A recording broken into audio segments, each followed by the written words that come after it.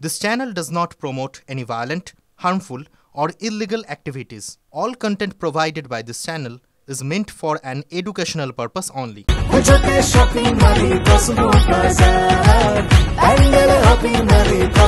Cosmo বাজার পুজোর shopping two pandal hopping, সঙ্গে রয়েছে দারুণ আকর্ষণীয় উপহার। আর এবারে যে বড় খবরে নজর রাখতেই হবে, মাওবাদীরা কি অস্ত্র নামিয়ে রাখার জন্য তৈরি? সরকারের কাছে পাঠানো শান্তি প্রস্তাবকে কেন্দ্র করে এখন এমনই জল্পনা। দেখুন, এমনিতেই গত 9 মাসে অন্তত 210 জন মাওবাদীকে নির্মূল করা হয়েছে, তারা নিকেশ হয়েছে। অমিত শাহ, কেন্দ্রীয় স্বরাষ্ট্রমন্ত্রী, তিনি ইঙ্গিত দিয়ে রেখেছেন যে 2026-এর মধ্যে দেশকে মাওবাদ থেকে মুক্ত করা হবে। এবার কি মাওবাদীরা নিজেই অস্ত্র নামিয়ে রাখতে বা সংঘর্ষ বিরতিতে রাজি হলো? জানবো, কথা বলবো। আমাদের সঙ্গে আমাদের চিফ রিপোর্টার সিজার মন্ডল রয়েছেন। সিজার দা, আচমকা মাওবাদীদের তরফ থেকে অস্ত্র নামিয়ে রাখা প্রস্তাব সরকারের কাছে, কেন? পিছনে কি কোনো অন্য রহস্য রয়েছে, নাকি মাওবাদীরা এবার সত্যি সত্যি হাল ছেড়ে দিচ্ছে, আত্মসমর্পণ করছে?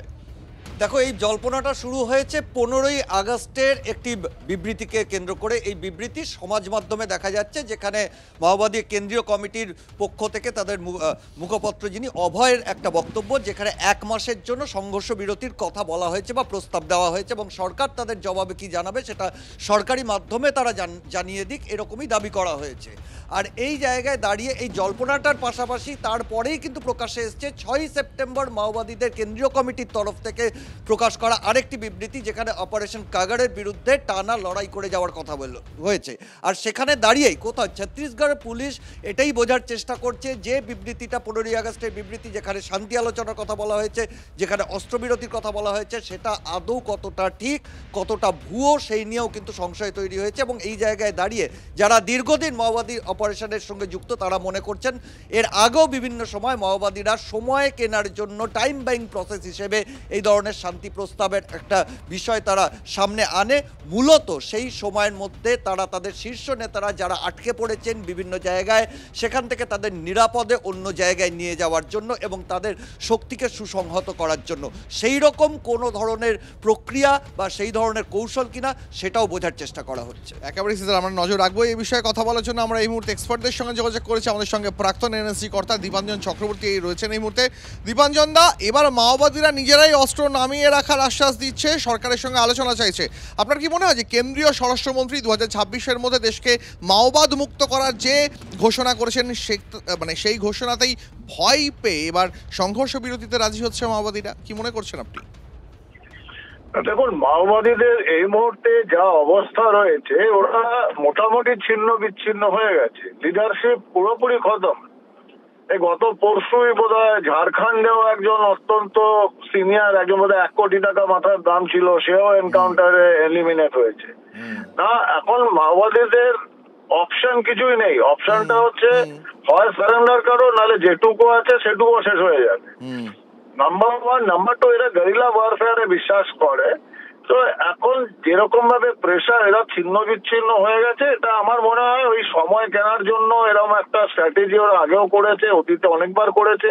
নিজেদের আবার কনসলিডেট করা, কিছুটা সময় নিয়ে আবার পুনরায় ঝাঁপিয়ে পড়া, এগুলোতে চলতে থাকে। আমার মনে হয় না ভারত সরকার এতে রাজি হবে। এলিমিনেট করবেন যেরকম ভাবে বলেছেন অমিত শাহ 2026 এপ্রিলের মধ্যে, সেটাই করবেন।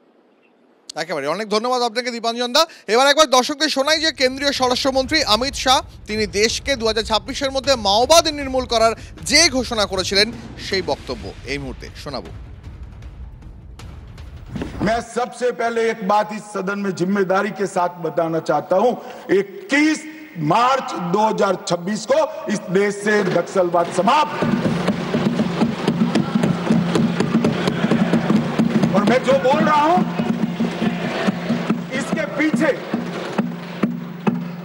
नरेंद्र मोदी सरकार के 10 साल का परिश्रम, बारीक आयोजन, इनकी विकास की भूख संतोषने के लिए किए गए प्लानिंग और पैसों का आवंटन है। और सुरक्षा ग्रिड को एक भी जगह गैप न रह जाए, इस तरह से हमने पुख्ता किया है। এবার যাদবপুরে ছাত্রী মৃত্যু তদন্তের দিকে নজর রাখবো, কারণ 6 জনকে লালবাজারে ডেকে পাঠানো হয়েছিল।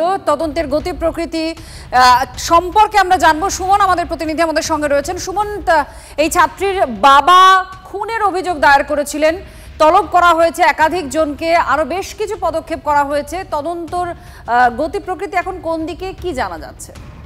দেখো, পুলিশ প্রথমে অস্বাভাবিক মৃত্যুর মামলা রুজু করেছিল, তারপর এই বাবা, অনামিকার বাবা, তিনি খুনের অভিযোগ করে পুলিশ কিন্তু খুনের অভিযোগ মামলা দায়ের করে তদন্ত শুরু করেছে।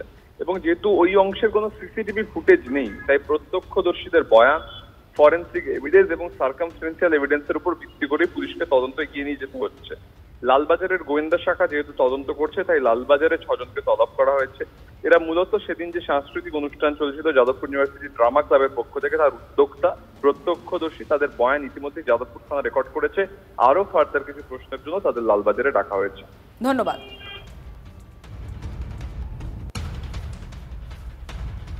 এবার বিশ্ববিদ্যালয় ক্যাম্পাসে আবর্জনা পরিষ্কারে উদ্যোগী যাদবপুর বিশ্ববিদ্যালয় কর্তৃপক্ষ। যাদবপুরে ঝোপঝাড় কাটতে উদ্যোগী হয়েছে তারা।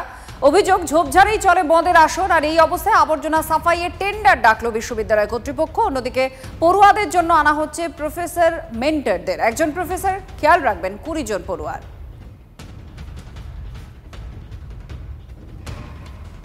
বারবার বিতর্ক, ছাত্রী মৃত্যুর পরেও যাদবপুরে ছাত্রীর মৃত্যুর পরেও সিসিটিভিতে আপত্তি পড়ুয়াদের একাংশ তুলছে। যাদবপুরের পড়ুয়াদের জিবিতে সিসিটিভি বসানোর বিরোধিতা করা হয়েছে।